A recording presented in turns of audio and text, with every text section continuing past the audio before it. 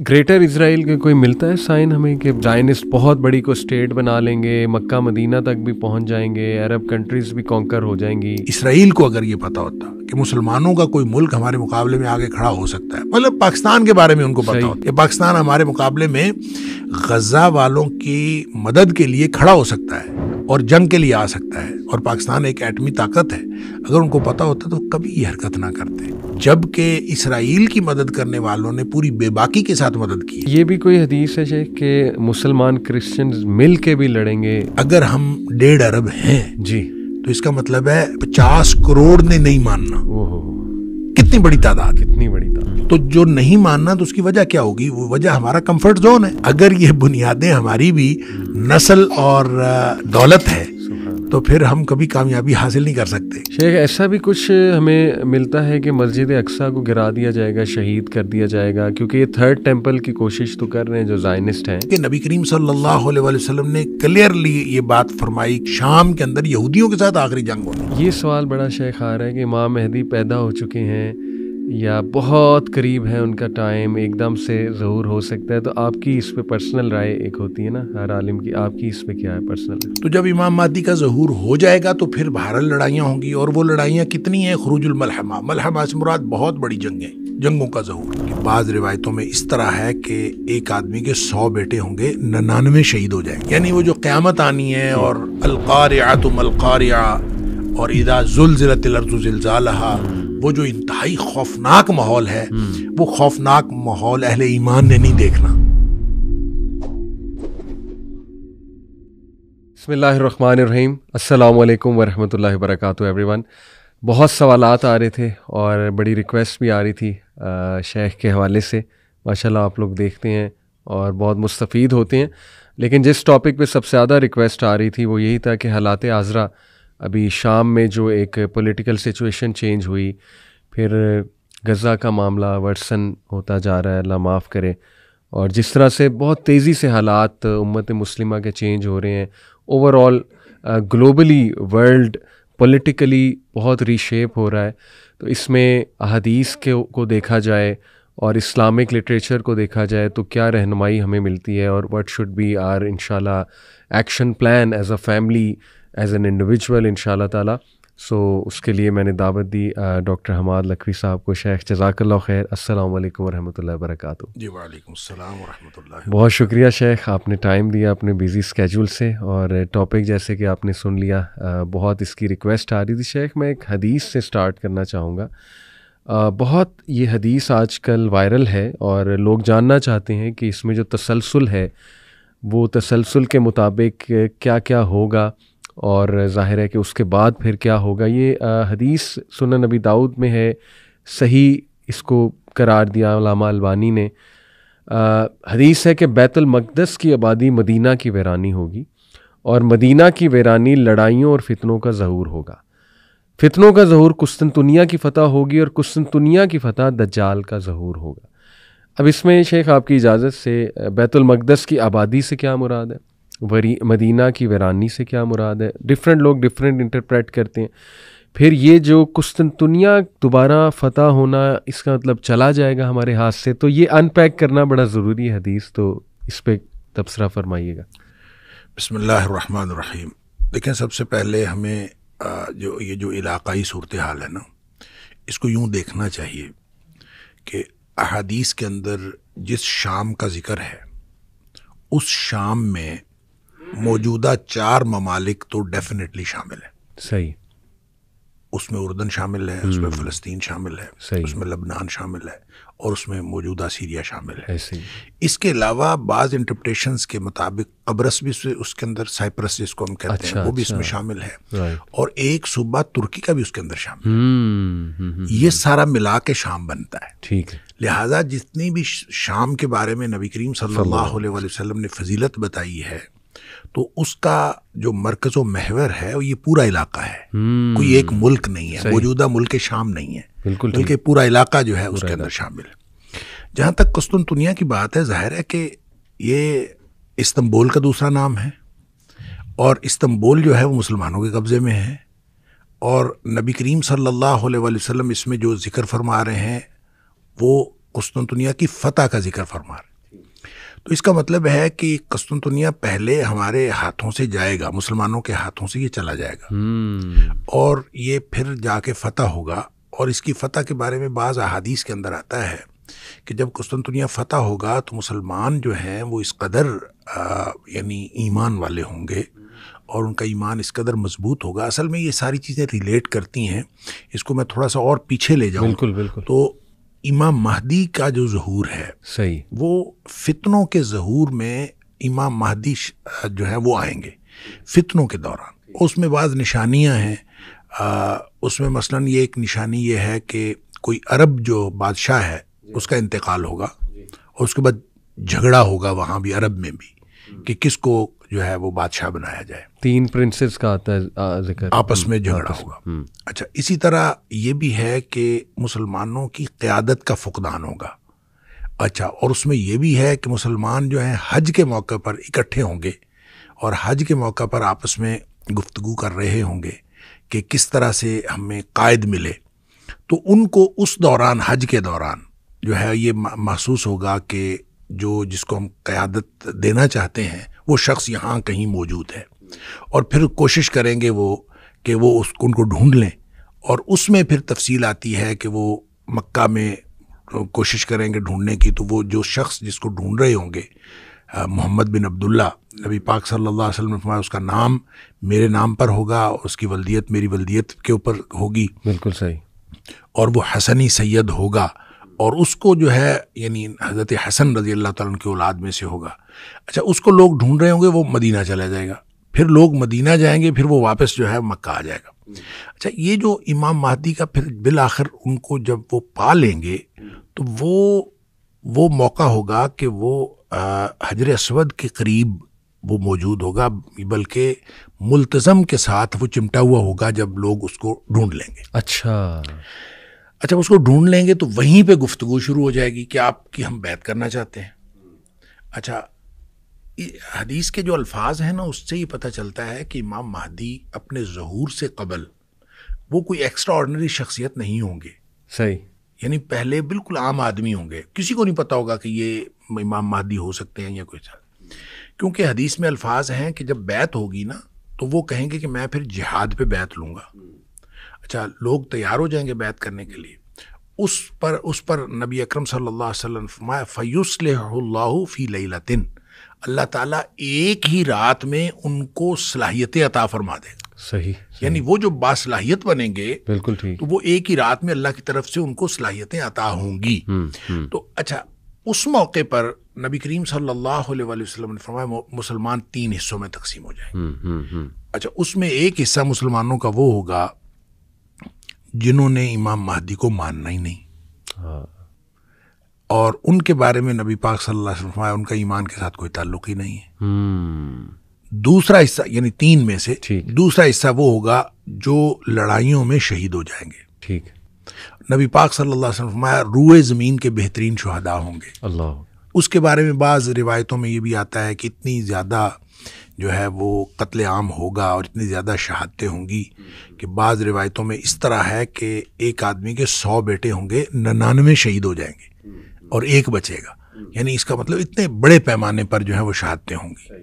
اور ان کے بارے میں نبی پاک صلی اللہ علیہ وسلم فرمایا کہ یہ روئے زمین کے بہترین شہداء ہوں گے.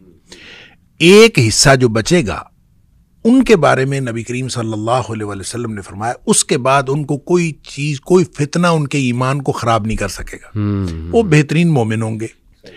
اچھا، جو قسطنطنیہ کی فتح ہے اس کے بارے میں حدیث میں آتا ہے کہ وہ صرف لا الہ الا اللہ یا اللہ اکبر کی قوت سے اس کی دیوار گر جائے گی. یعنی ان کو لڑائی نہیں لڑنی پڑے گی. اچھا، یعنی وہ اس طرح کے مومن ہوں گے. بالکل ٹھیک. کہ جب وہ وہاں پہنچیں گے تو وہ اپنی لا الہ الا اللہ کہتے ہوئے یا اللہ اکبر کہتے ہوئے جب وہ قریب پہنچیں گے تو دیوار گر جائے گی اور وہ فتح ہو جائے گا بغیر کسی لڑائی کے. وہاں جب وہ فتح ہوگا تو ان کو اطلاع ملے گی کہ دجال کا ظہور ہو گیا ہے. اچھا. اور پھر یہ دوڑیں گے پیچھے کو جو کہ دجال کا ظہور ہو گیا. اچھا، یہ جو یہ تفصیل ہے تو یہ حدیث جو ہے یہ بھی اسی ترتیب کی نشاندہی کرتی ہے کہ جو بیت المقدس کی آبادی ہے وہ مدینہ کی بربادی ہوگی اور مدینہ کی بربادی جو ہے وہ خروج الملحمہ، وہ جنگوں کا آغاز ہو جائے گا، اور جب جنگوں کا آغاز ہوگا تو پھر اس کے نتیجے میں فتح قسطنطنیہ ہوگی، اور فتح قسطنطنیہ ہوگی تو اس کے بعد جو ہے دجال کا ظہور ہوگا۔ تو یہ جو تفصیل ہے، یہ ترتیب ہے، لگتا ہے کہ ترتیب یہی ہوگی، اس لیے کہ جب نبی پاک صلی اللہ علیہ وسلم نے فرما دیا تو یقیناً یہی ترتیب ہوگی۔ تو اس میں ایک بات بہرحال میں جو آپ نے کہا کہ بیت المقدس کی آبادی سے کیا مراد ہے اور بربادی سے کیا مراد ہے، دیکھیں اس کا ایک تو مطلب یہ ہے کہ ہمیں جو سمجھ آتی ہے کہ بیت المقدس جو ہے وہ اس کے اندر جتنی خرابیاں ہیں، جتنی وہاں پہ کیوس ہے، وہ ختم ہو جائے گا۔ آبادی سے مراد یہ ہے۔ اچھا۔ اور یہاں کی بربادی سے مراد ہے جتنا یہاں پہ امن ہے یہ ختم ہو جائے گا۔ اچھا ٹھیک ہے۔ خراب ہے نا، خراب، ٹھیک ہے ٹھیک ہے، خراب و یثرب، حدیث کے الفاظ ہے خراب۔ صحیح ہو۔ اب خرابی کسی بھی طرح کی ہو سکتی ہے، وہ ایڈمنسٹریٹو خرابی ہو سکتی ہے، مینیجریل خرابی ہو سکتی ہے، وہ نظام کی خرابی ہو سکتی ہے، وہ لوگوں کے ایمان کی خرابی ہو سکتی ہے۔ ویسے تو نبی پاک صلی اللہ علیہ وسلم فرمایا فتنوں کے دور میں ایمان جو ہے وہ حجاز کے اندر سکڑ کے آ جائے گا، جس طرح سے سانپ جو ہے سکڑ کے اپنی بل میں گھس جاتا ہے، اس طرح سے ایمان سکڑ کے حجاز میں آ جائے گا۔ حجاز یعنی مکہ مدینہ؟ مکہ اور مدینہ۔ اچھا۔ تو جب مکہ اور مدینہ میں ایمان آ جائے گا تو اس کا مطلب ہے ایمانی خرابی تو نہیں ہوگی، کسی اور طرح کی خرابی ہوگی، کوئی بد انتظامی ہو جائے گی، کوئی لڑائی ہو جائے گی، کوئی سیاسی ایشو ہو جائے گا، کوئی اس طرح کا ایشو ہوگا، اور اس ایشو کے بعد جنگیں شروع ہو جائیں گی۔ اب وہ جو جنگیں شروع ہوں گی، جو بھی قیادت کا فقدان ہوگا، میں جب پہلی دفعہ ایک حج پہ گیا تو وہاں مجھے پتہ چلا کہ وہاں ہر حج کے اوپر ایک کانفرنس ہوتی ہے اور پوری دنیا کے علماء آتے ہیں۔ صحیح۔ اور میں نے وہ جب وہ معتمر الحج جو ہے وہ میں نے دیکھی تو مجھے فوراً یہ حدیث یاد آئی کہ نبی کریم صلی اللہ علیہ وسلم نے فرمایا حج کے موقع پر امام مہدی کا ظہور ہوگا اور قیادت کا فقدان ہوگا، علماء آپس میں بات کر رہے ہوں گے۔ تو میں نے کہا اس کی بنیاد یہ پڑ چکی ہے گویا کہ حج کے موقع پر پوری دنیا کے علماء اکٹھے ہوتے ہیں، تو جب کبھی قیادت کا فقدان ہوگا اور اس طرح کی ڈسکشن ہوگی تو اس کے نتیجے میں امام مہدی کا ظہور بھی ہوگا۔ تو جب امام مہدی کا ظہور ہو جائے گا تو پھر بہرحال لڑائیاں ہوں گی، اور وہ لڑائیاں کتنی ہیں؟ خروج الملحمہ، ملحمہ سے مراد بہت بڑی جنگیں، جنگوں کا ظہور، اور وہ کتنی ہونی ہے اللہ کو معلوم ہے، کتنا عرصہ ہونی ہے اللہ کو معلوم ہے۔ یہ وہ انٹرپریٹیشن ہے جو ہماری سمجھ میں آتی ہے۔ ویسے میں ان ساری باتوں کے بارے میں جو مستقبل کے حوالے سے نبی اکرم صلی اللہ علیہ وسلم نے فرمائی، اس کے بارے میں ہمیشہ یہ بات عرض کیا کرتا ہوں کہ ہمیں اس کے بارے میں حتمی تعین کی بات نہیں کرنی چاہیے، اور حتمی تعین کیا بھی نہیں جا سکتا۔ ہو سکتا ہے نبی کریم صلی اللہ علیہ وسلم نے کوئی بات تمثیلی انداز میں فرمائی ہو سکتا ہے کوئی بات حقیقی انداز میں فرمائی ہو، وہ حقیقی ہو یا تمثیلی ہو، ہم نہ اس کے وقت کا تعین کر سکتے ہیں اور نہ اس کی نوعیت کا حقیقی تعین کر سکتے ہیں۔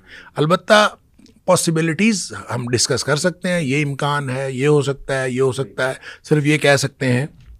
اور اصل میں جتنی مستقبل کی باتیں ہیں اور خاص طور پہ دور فتن کی باتیں ہیں، وہ اصل میں تو ہمارے ایمان کو بوسٹ کرنے کے لیے اور ہماری رہنمائی کے لیے ہیں کہ جب دور فتن ہوگا، اس طرح کی صورتحال ہوگی تو آپ کو یہ کرنا چاہیے اور یہ کرنا چاہیے، اور آپ اپنے ایمان کو مضبوط کریں اور ایمان کی بنیاد پر اپنی زندگی گزاریں۔ اصل میں تو ہمارے لیے یہ رہنمائی ہے۔ باقی رہی بات واقعات کے تعین کی تو اس کا حتمی تعین نہیں کیا جا سکتا۔ اچھا شیخ، یہ قسطنطنیہ جو کہ کرنٹ استنبول ہے، یہ آپ نے بھی کہا کہ ہمارے ہاتھ سے چلا جائے گا، کس کے ہاتھ میں جائے گا؟ یہ جو حدیث میں سمجھ آتی ہے نا، یہ عیسائیوں کے ہاتھ میں جائے گا، کرسچنز اس کے اوپر جو ہے قابض ہوں گے۔ اب دیکھیں شام کا جو پورا حصہ ہے جی، اس کے بارے میں جو فلسطین ہے خاص طور پہ جی، ملک شام کے بارے میں نبی پاک صلی اللہ علیہ وسلم نے تو شام ایز اے ہول بات کی، اور اس میں ظاہر ہے جتنی مطلب بحیرہ طبریہ کی بات ہوتی ہے یا باغات کی بات ہوتی ہے تو یہ زیادہ تر فلسطین کی سرزمین کے اوپر ہے، لیکن بہرحال یہ شام کا حصہ ہے۔ تو ان ساری چیزوں کی جو کا تذکرہ آتا ہے تو اس کا مطلب یہ ہے کہ جو اصل یعنی مین جو لڑائی کا مرکز ہوگا وہ فلسطین ہوگا، جو ارض شام کا حصہ ہے۔ اور اس میں جو دجال کے بارے میں بھی آتا ہے، حضرت عیسیٰ علیہ السلام جب آئیں گے تو وہ آ کے اس کو دجال کو قتل کریں گے تو باب لد کے قریب اس کو پکڑیں گے، اور باب لد جو ہے وہ بھی فلسطین میں ہے. اس لیے یہ سارا مجھے لگتا ہے کہ یہ والا جو علاقہ ہے یہی وہ بنے گا جس جو لڑائیوں کا مرکز و محور بھی ہوگا، اور پھر اسلام کے عروج ثانی کا جو مرکز و محور ہے وہ بھی یہ والا علاقہ ہے. اسی لیے نبی پاک صلی اللہ علیہ وسلم نے شام کے بارے میں بہت ساری فضیلت کی احادیث بتائی ہیں، بلکہ آپ نے یہاں تک فرمایا ہے علیکم بالشام کہ جب فتنوں کا دور ہو تو آپ شام کو لازم پکڑو. اچھا، شام یعنی شام میں جاؤ. اور پھر آپ نے یہ بھی فرمایا کہ جب شام والے لوگ جو ہیں بگاڑ کا شکار ہو جائیں تو فلا خیر فیکم، پھر اس کے بعد تمہارے اندر کوئی خیر باقی نہیں رہے گی. یعنی شام کے اندر اگر حالات خراب ہو جائیں تو تمہارے اندر کوئی خیر باقی نہیں رہے گی. تو شام سے مراد صرف سیریا نہیں ہے، بالکل، بلکہ یہ سارا علاقہ ہے. اور یہ سارا علاقہ جب بھی کسی لڑائی میں کسی معاملے میں الجھ گیا تو اب بھی الجھا ہوا ہے، لیکن جب یہ پورا علاقہ الجھ گیا تو سمجھ لیجئے کہ نبی پاک صلی اللہ علیہ وسلم فلا خیر لکم فلا خیر فیکم، اس کے بعد تمہارے لیے کوئی خیر نہیں ہے. لیکن ایک بات نبی پاک صلی اللہ علیہ وسلم اسی حدیث کے اندر جو ہے نا جو امید کی بات بتائی، اب ہمارا ایک طائفہ ایسا ہوگا، ایک گروہ ایسا ہوگا جو لڑ رہا ہوگا اللہ کے لیے، اور وہ اللہ کی طرف سے مدد کیے گئے ہوں گے، منصورین، ان کی اللہ کی طرف سے مدد آ رہی ہوگی اور وہ ہمیشہ رہے گا. اور وہ ایسے لوگ ہوں گے کہ ان کو جو لوگ ذلیل کرنا چاہیں گے وہ کبھی ذلیل نہیں کر سکیں گے، کوئی رسوا نہیں کر سکے گا. وہ گویا اللہ کی طرف سے مدد پر ہوں گے اور اللہ کی طرف سے ان کو مدد آ رہی ہوگی. اب وہ کون لوگ ہیں، یہ کب ہوگا، یہ نہ ہم وقت کا تعین کر سکتے ہیں نہ ہم گروہ کا تعین کر سکتے ہیں. لیکن بہرحال جب اسپیسیفکلی نبی پاک صلی اللہ علیہ وسلم نے شام کی بات کی ہے، اور ان بچہ بعض ایک حدیث میں آتا ہے کہ شام کو لازم پکڑو اس لیے کہ شام کی سرزمین کے اوپر فرشتوں نے سایہ کیا ہوا ہے. اندازہ کریں. اور اس طرح سے بہت ساری فضیلت کی حدیث ہیں، لیکن یہ پورا علاقہ ہے جس کی فضیلت کی حدیث ہیں. اور پھر عروج ثانی کے حوالے سے بھی جتنے نشانات ملتے ہیں اور جتنے نبی پاک صلی اللہ علیہ وسلم کے فرامین ہیں ان میں اسی علاقے کا تذکرہ ہے، اور لگتا یہی ہے کہ عروج ثانی جو اسلام کا ہے وہ وہیں سے ہوگا. شیخ، کرنٹ افیئرس پہ نظر ڈالی جائے تو یہ جو جوئش سیٹلمنٹ ہے وہاں پہ، جیسے آپ نے بھی اس حدیث کے مطابق کہا کہ بیت المقدس کی آبادی سے آپ نے کہا کہ یہ مراد لی جا سکتی ہے کہ یعنی وہ آباد ہو جائے گا، ویران تھا اور پھر آباد ہو جائے گا. تو اس سے یہ بھی اخذ کیا جا سکتا ہے کہ اس کا مطلب کہ وہاں پہ جو ابھی زائنسٹ قبضہ ہے، ہم جوئش اس لیے نہیں کہتے کیونکہ جیوز بھی آپ کو پتہ ہے کچھ ان میں ڈفرینٹ لوگ ہیں، تو یہ زائنزم کی پوری ایک زائنسٹ ہے. بالکل صحیح. تو زائنسٹ جو ایک قبضہ ہے وہ پھر ختم ہو جائے گا وہاں پہ، یہ اس سے اخذ کیا نہیں. میں تو اس کو نہیں کہتا. آبادی سے مراد یہ ہرگز نہیں ہے. یعنی بیت المقدس کی آبادی سے یہ ہرگز مراد نہیں ہے کہ وہاں قبضہ مسلمانوں کا ہو جائے گا. اچھا، بھل وہ قبضہ کسی کا بھی ہو، ایک پرامن علاقہ بن جائے گا، اور وہاں پہ جو کیوس ہے، جو ابتری ہے، جو افراتفری ہے، جو جنگ کی صورتحال ہے ختم ہو جائے گی. اچھا، اس سے یہی مراد ہے. البتہ قبضہ کس کا ہوگا یہ اس سے پتہ نہیں چلتا، لیکن اینڈ آف دا ڈے وہ جو آخری لڑائی ہونی ہے وہ چونکہ نبی کریم صلی اللہ علیہ وسلم نے کلیئرلی یہ بات فرمائی کہ وہ یہودیوں کے ساتھ ہونی ہے. شام کے اندر یہودیوں کے ساتھ آخری جنگ ہونی. صحیح. تو اس کا مطلب یہ ہے کہ جو قسطنطنیہ کے اوپر جو قبضہ ہوگا وہ عیسائیوں کا ہوگا، اور جو شام کے اوپر یا فلسطین کے اوپر جو قبضہ ہوگا وہ یہودیوں کا ہی ہوگا. لہٰذا وہ جو آخری حدیث کے جس میں آتا ہے حدیث میں کہ مسلمان جو ہیں وہ یہودیوں کے ساتھ لڑیں گے تو یہ یہودی کسی درخت کے پیچھے چھپے گا، تو درخت بول کے بتائے گا کہ مسلمان کو کہے گا کہ میرے پیچھے یہودی چھپا ہے اور اس کو جو ہے وہ آ کے مارو، اور اس کو مارے گا سوائے ایک درخت کے، اور وہ درخت جو ہے غرقد کا کہ اس کے پیچھے جو ہے نا وہ چھپے گا اور وہ نہیں بتائے گا، باقی سارے ہی بتائیں گے. تو کہا جاتا ہے کہ وہ درخت بہت زیادہ لگا رہے ہیں یہودی وہاں پہ. اچھا، اب اندازہ کریں، اس کا مطلب یہ ہے کہ ان کو مسلمانوں کی جو ٹریڈیشن ہے، علمی روایت ہے، اس کے اوپر ان کو اعتبار ہے، اور وہ اس کے مطابق جو اپنی پوری پلاننگ کر رہے ہیں. تو مسلمان جو ہے وہ پلاننگ تو کوئی نہیں کر رہے، بس یہ مجھے تو یوں لگتا ہے کہ ہاتھ پہ ہاتھ دھر کے بیٹھے ہوئے ہیں اور اللہ سے مدد کی توقع رکھتے ہیں.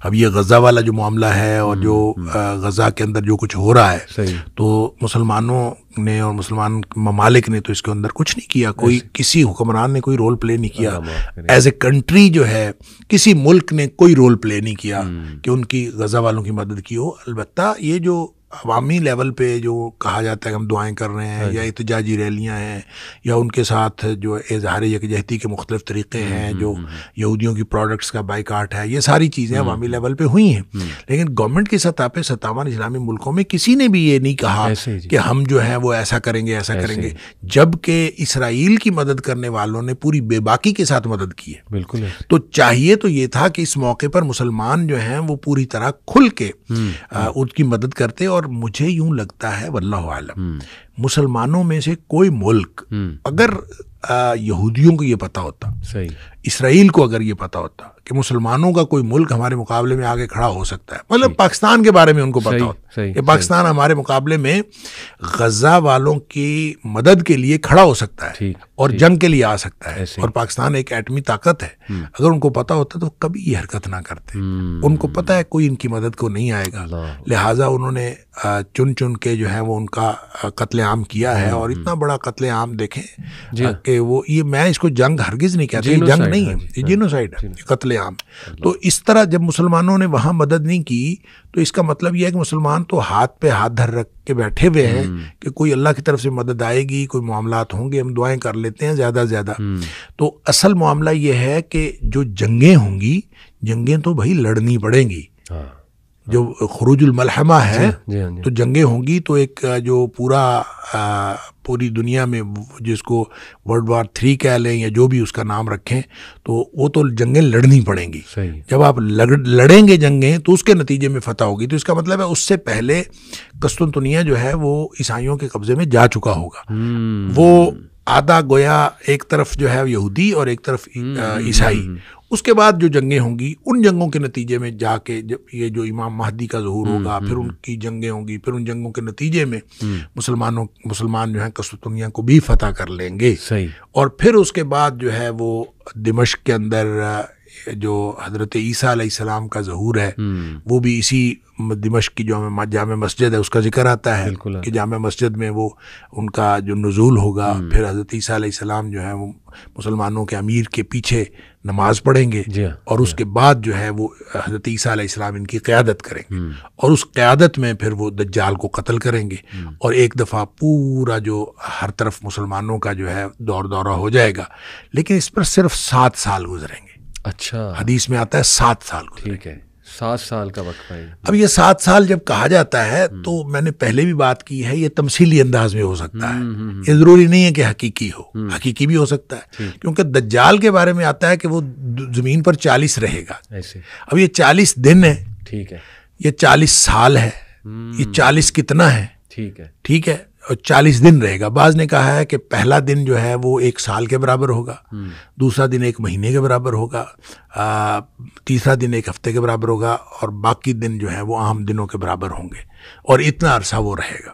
بہرحال یہ بھی ساری چیزیں تمثیلی انداز میں ہو سکتی ہیں کہ نبی کریم صلی اللہ علیہ وسلم نے فرمایا کہ دجال 40 دن رہے گا، کتنا عرصہ رہے گا واللہ اعلم، اور پھر اس کے بعد 7 سال کی بات ہے۔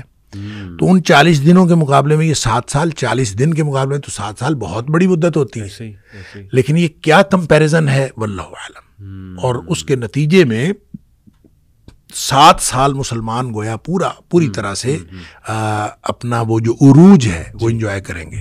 پھر اس کے بعد نبی کریم صلی اللہ علیہ وسلم ایک ہوا چلے گی، ٹھیک ہے، وہ بھی شام میں، یعنی دمشق کی طرف سے یا بیت المقدس کی طرف سے، بیت المقدس کی طرف سے ایک ہوا چلے گی، ٹھنڈی ہوا، وہ جس مسلمان تک پہنچے گی مسلمان اس سے وہ ختم ہوتا جائے گا، فوت ہوتا جائے گا، سارے مسلمان فوت ہو جائیں گے، ٹھیک ہے۔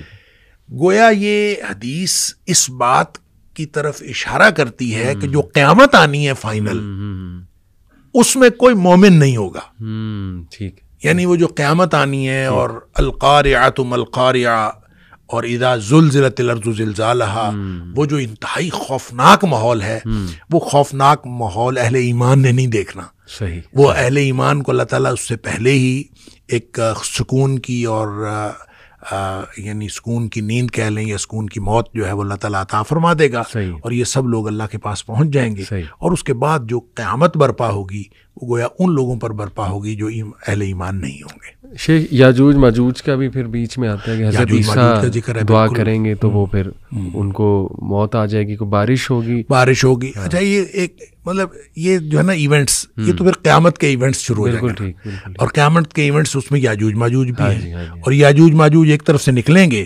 اب دیکھیں لوگ جو ہیں اس کو انٹرپریٹ کرتے ہیں کہ یہ جو یاجوج ماجوج فلاں قوم ہے، نکل آئی ہے، ظہور ہو گیا ہے، لیکن جب اس کا ذکر ہی حضرت عیسیٰ علیہ السلام کے ساتھ ہو رہا ہے تو پھر ہم کیسے کہہ سکتے ہیں کہ ابھی سے ہو گیا ہے؟ وہ جب حضرت عیسیٰ علیہ السلام آئیں گے تبھی ان کا ظہور ہوگا۔ بالکل ٹھیک۔ اچھا، یہ بھی کوئی حدیث ہے شیخ کہ مسلمان کرسچنز مل کے بھی لڑیں گے، یا ایک تیسری پاور مسلمانوں کا ساتھ دے گی اور کرسچنز کے خلاف لڑائی ہوگی؟ اس طرح سے بھی ہمیں کچھ اس طرح بھی ہے۔ اصل میں اس میں یہ ہے کہ مسلمان اور عیسائی مل کے لڑیں گے کسی تیسری قوت کے ساتھ، ٹھیک ہے، اور اس میں پھر جو ہے کوئی کرسچن اٹھ کے کہہ دے گا کہ صلیب جیت گئی، تو کوئی مسلمان اٹھ کے صلیب کو توڑ دے گا، ٹھیک ہے، اس پر پھر ان کی آپس میں لڑائی ہو جائے گی، پھر یہ الگ الگ ہو جائیں گے۔ اور یہ وہ ملحمہ میں آپ اب یہ دیکھیں، ونس اگین میں بات یہ کروں گا، یہ بات ملحمہ کے دوران ہے یا ملحمہ سے پہلے ہے، ٹھیک ہم نہیں کہہ سکتے، اوکے، لیکن اس میں جو فتنے ہیں، فتنوں کا جب ذکر آتا ہے تو وہ پوری ایک ترتیب بھی ہے، فتنہ احلاس ہے، فتنہ دہیما ہے، تو وہ یعنی یہ کب کب کون کون سے فتنے آئے، لوگوں نے تو انٹرپریٹیشن کی ہوئی ہے اس کی، اور وہ تو کہتے ہیں کہ فتنہ احلاس بھی برپا ہو چکا، وہ کہتے ہیں کہ یہ 911 کے بعد فتنہ احلاس چل رہا ہے، فتنہ احلاس بھی ہو چکا، فتنہ دہیما بھی ہو چکا، اب آدمی سمجھتا ہے کہ اب بس معاملہ ختم ہو گیا، ایک دم نیا فتنہ آ گیا، یہ تباہی کا فتنہ ہے جس کو دہیما کہا گیا۔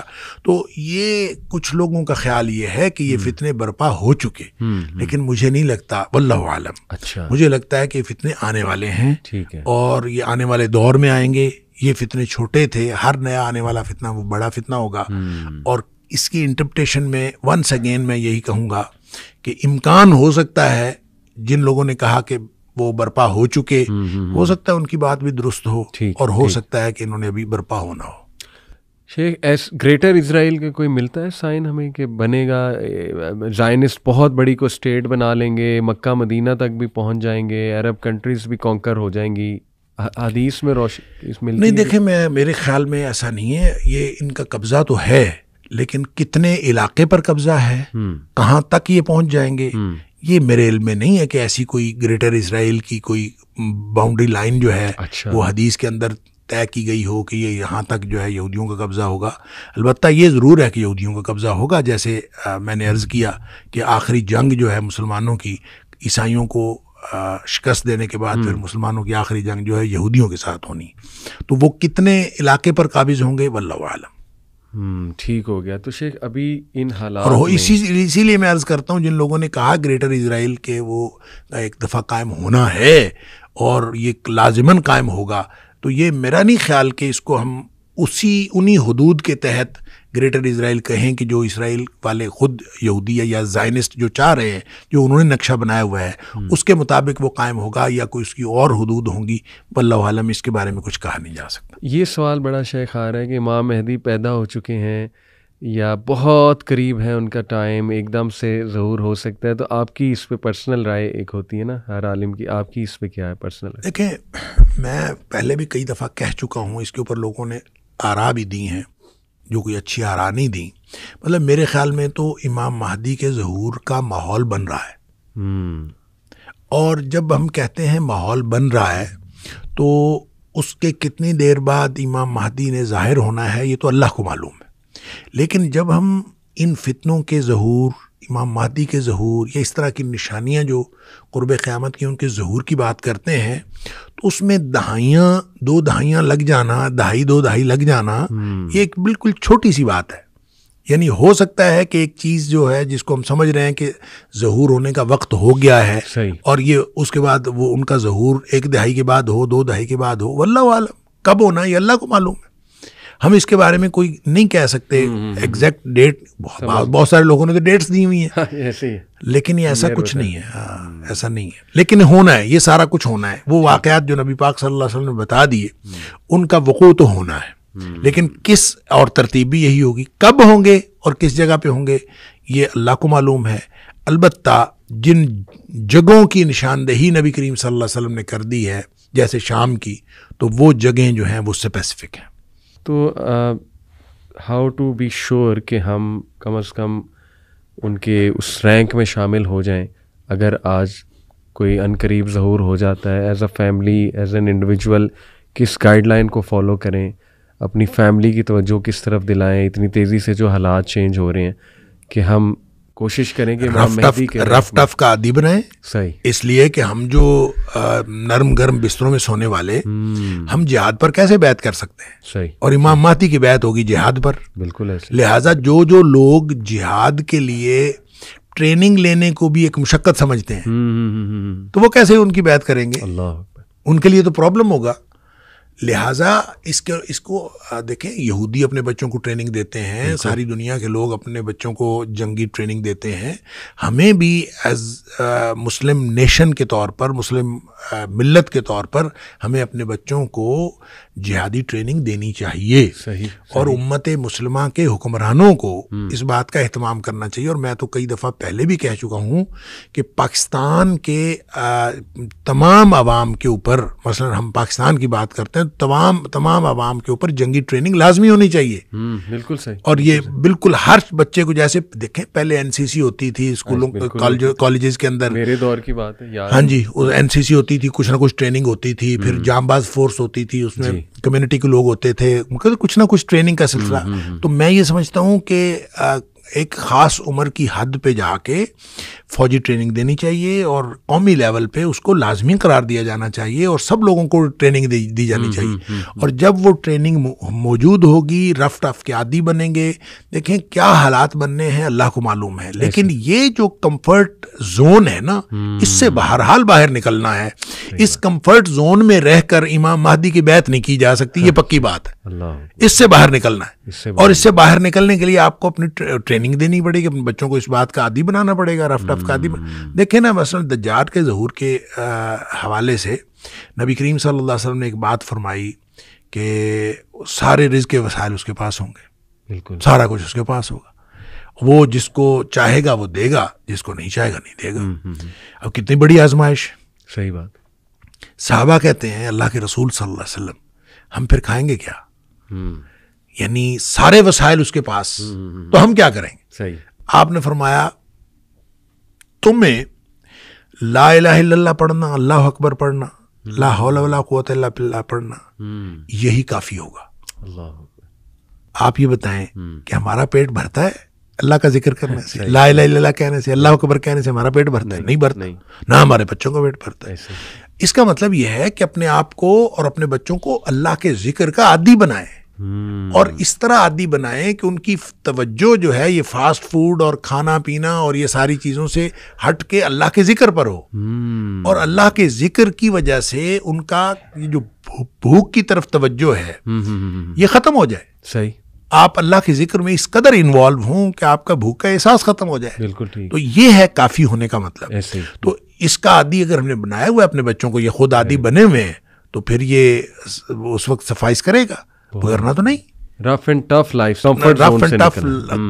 لائف سٹائل بنانا ہے, کمفرٹ زون سے نکلنا ہے, اپنے بچوں کو اس بات کا عادی بنانا ہے.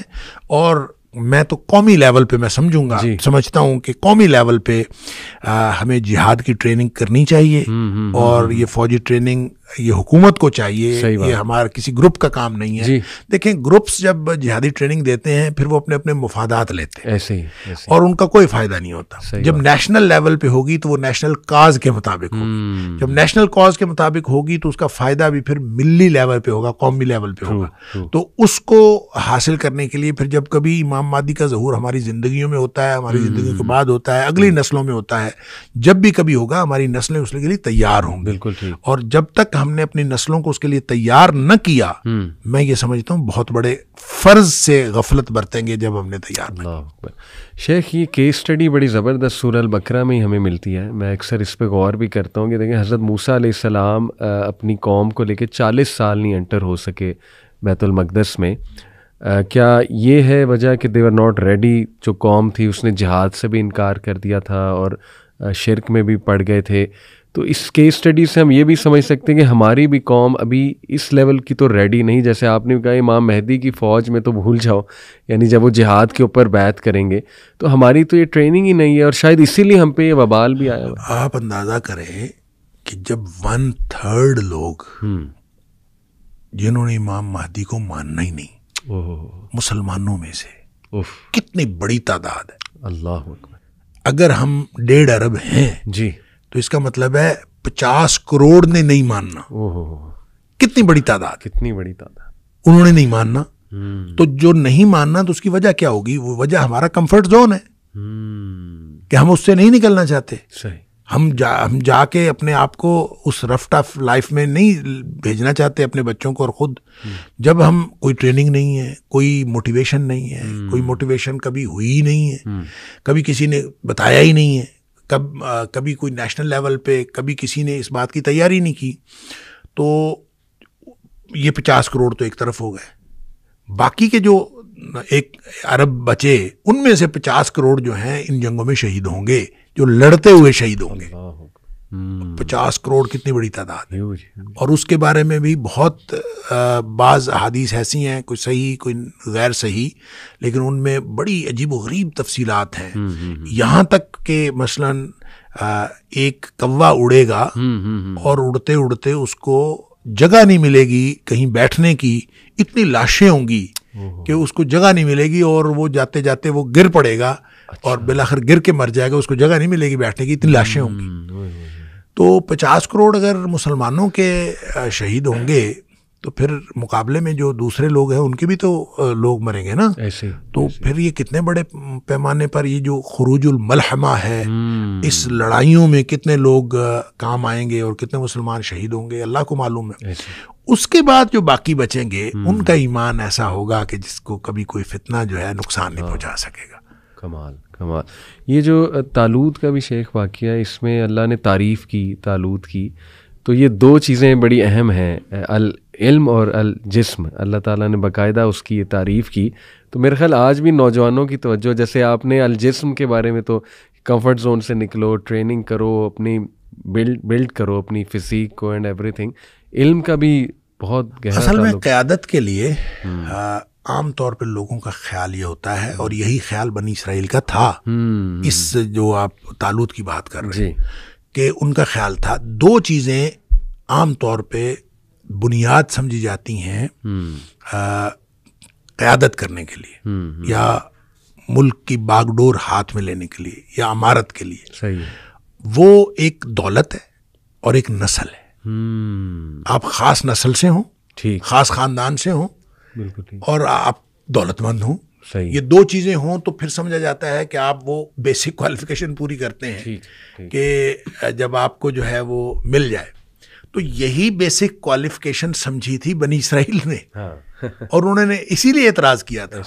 انہوں نے کہا تھا کہ ان کو مال کے اندر بھی ان کو کوئی ہم سے جو ہے وہ فوقیت نہیں دی گئی, اور نسلی طور پر بھی یہ اس نسل میں سے نہیں تھے جس کو یہودی جو ہیں وہ اپنے میں سے برتر نسل سمجھتے تھے, اس میں سے نہیں تھے.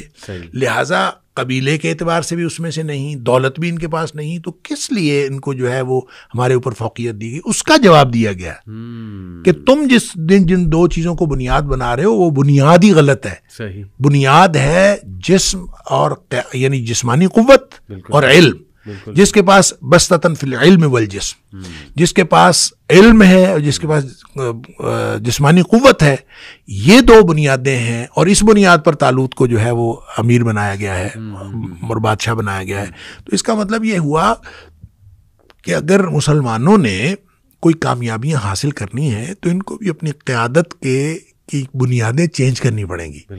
اگر یہ بنیادیں ہماری بھی نسل اور دولت ہے تو پھر ہم کبھی کامیابی حاصل نہیں کر سکتے. کامیابی اگر حاصل کرنی ہے تو ہمیں بھی قیادت، علم اور جسمانی قوت، یعنی جسمانی قوت سے مراد صرف یہ نہیں ہے کہ بندہ ڈیل ڈول کا تگڑا ہو، مطلب اس میں جسمانی صلاحیتیں زیادہ ہوں، جسمانی طور پر بھی صلاحیتیں ہوں، اور وہ کامل آدمی ہو، اور اس کے اندر اللہ تعالیٰ نے جتنی صلاحیتیں ایک انسان کے اندر دی ہوئی ہوں وہ بھرپور اس کے اندر ہوں، اور دوسرا یہ کہ علم بھی اس کے پاس بھرپور ہو.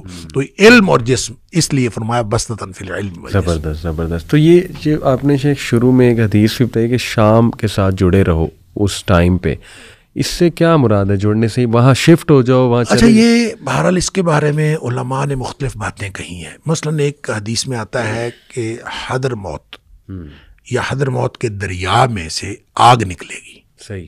اب یہ کہاں سے آگ نکلے گی واللہ عالم. وہ ایک علاقہ ہے عرب کا حضر موت، وہاں سے آگ نکلے گی، وہ لوگوں کو دھکیل دے گی شام کی طرف. اچھا، شام کی طرف دھکیل دے گی. اب اس کا مطلب یہ ہے کہ لوگ جو ہیں وہ زبردستی شام کی طرف دھکیلے جائیں گے، اور شام جا کے اصل تو وہاں پہ جا کے پھر مارکا برپا ہونا ہے، اور لوگ زبردستی دھکیلے جائیں گے.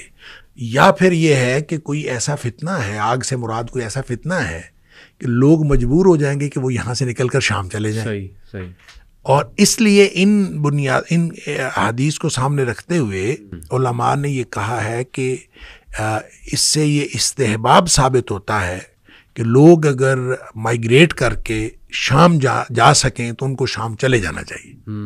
اور شام سے مراد ونس اگین میں یہ کہوں گا کہ وہ سیریا نہیں ہے، ٹھیک ہے، یا جس کو ہم سوریا کہتے ہیں، یہ نہیں ہے صرف، یہ بھی اس میں شامل ہے، اور اس میں اردن کا علاقہ بھی شامل ہے، اس میں فلسطین کا علاقہ بھی شامل ہے، اس میں لبنان کا علاقہ بھی شامل ہے، اس میں قبرص کا کچھ علاقہ بھی شامل ہے، اس میں ایک صوبہ جو ہے وہ ترکی کا بھی شامل ہے. صحیح. تو وہاں جانا چاہیے. یہ اگر کوئی جا سکے تو وہ جانا چاہیے. استحباب ہے، اس کے اندر کوئی لازمی نہیں ہے. نبی پاک صلی اللہ علیہ وسلم نے حکم نہیں فرمایا.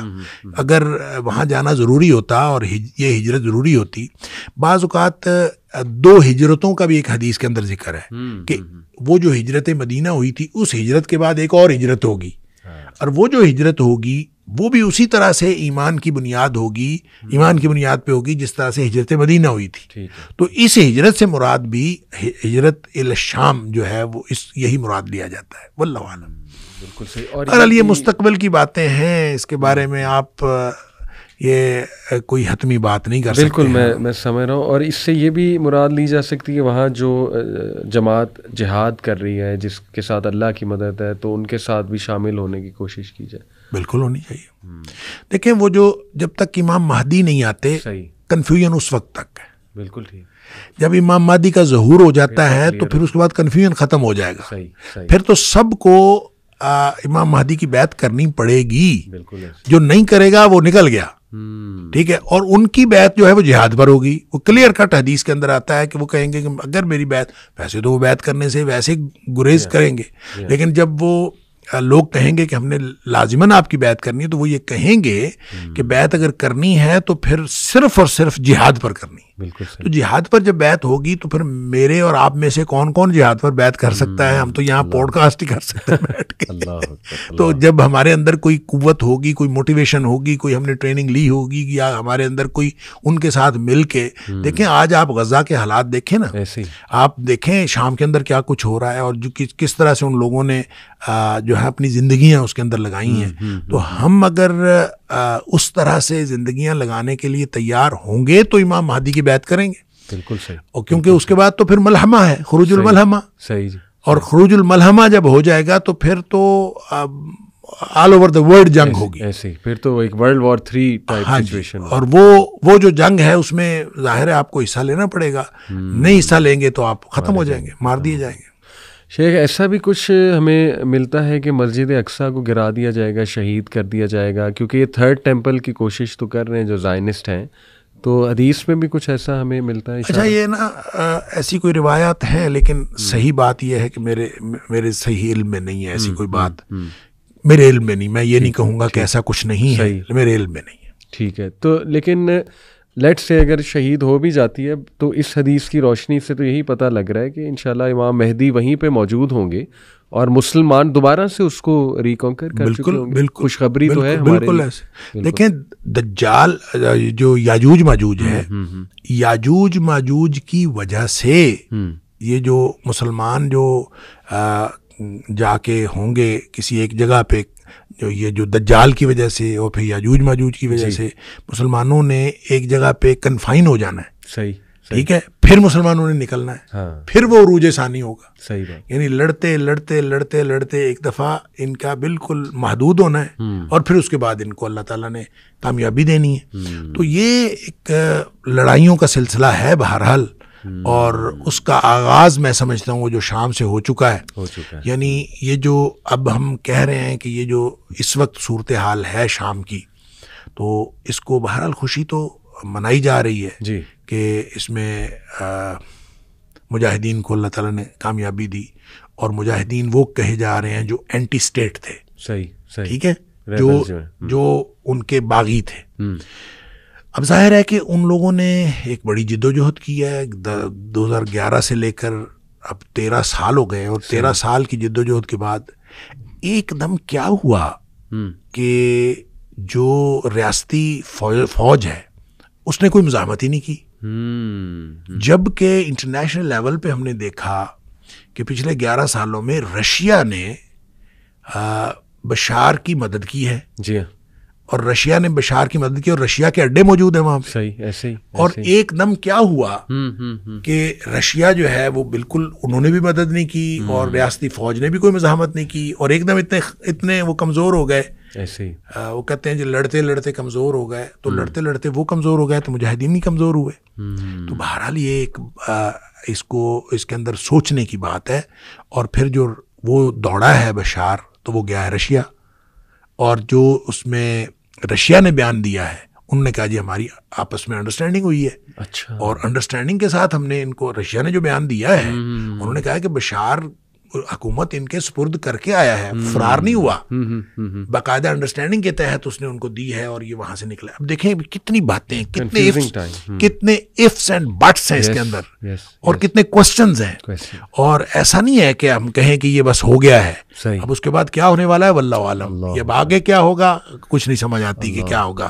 اور امید بس کی جا سکتی ہے اللہ تعالیٰ سے, اس لیے کہ مسلمان کبھی اللہ تعالیٰ سے امید ختم نہیں کرتا. لا تقنطوا من رحمت اللہ, ہر چیز سے امید ختم ہو جائے تو اللہ کی رحمت سے پھر بھی مسلمان امید رکھتا ہے. امید ہمیں ہے, لیکن حالات بہرحال کبھی شام کے اچھے نہیں ہیں. اور شام کو جب ہم اس سینس میں دیکھتے ہیں جس سینس میں نبی پاک صلی اللہ علیہ وسلم نے بتایا, تو اس میں فلسطین شامل ہے, اور فلسطین کے غزہ کے جو حالات ہیں وہ ہمارے سامنے پہلے ہی ہیں. لہٰذا اوور آل اس سچویشن کو دیکھیں تو شام کے اندر جب نبی پاک صلی اللہ علیہ وسلم فرمایا تھا کہ اذا افسد الشام, جب شام کے اندر خرابی پیدا ہو جائے, فساد پیدا ہو جائے, فلا خیر فیکم, تو پھر تمہارے لیے کوئی خیر نہیں ہے اس کا. میں ایک ویڈیو بھی شیخ دیکھ رہا تھا, یہ نیتن یاہو جو ہے اسرائیل کا پرائم منسٹر, اس نے بیان دیا ویڈیو میں, یوٹیوب پہ ویڈیو موجود ہے کہ یہ ہماری وجہ سے دیکھو تم لوگوں کو کامیابی ملی, کیونکہ ہم نے ایران کے جتنے ملیٹنٹ گروپس تھے, جہادی گروپس تھے, ان کو ہم نے جا کر چیک کیا, سبق دلایا,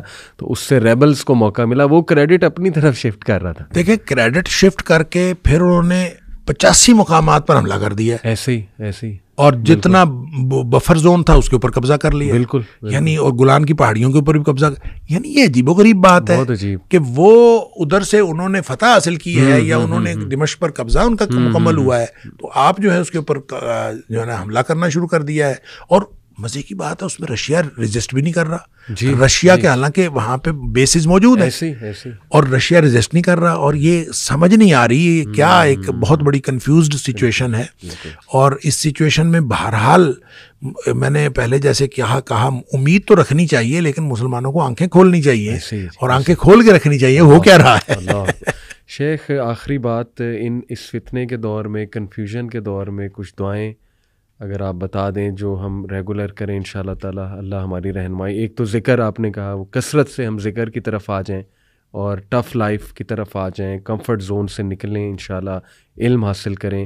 دعائیں کچھ اگر آپ بتا دیں انشاءاللہ اس وقت. دیکھیں فتنے کے بارے میں ایک تو دیکھیں نا استعاذے جتنے ہیں نا، استعاذے سے مراد ہے ہر وہ دعا جس میں اعوذ بک ہے، جس میں اعوذ بک اللہم انا نجعلک فی نحورہم ونعوذ بک من شرورہم. سبحان اللہ. ٹھیک ہے، تو یہ مثلا دشمن کے خوف سے نبی کریم صلی اللہ علیہ وسلم پڑھی ہے، تو آپ بھی یہ دعا پڑھیں. اس کے علاوہ اللہم انی اعوذ بک من الہم والحزن ونعوذ بک من العجز والکسل ونعوذ بک من البخل والجبن ونعوذ بک من غلبۃ الدین وقہر الرجال، لوگوں کے قہر سے.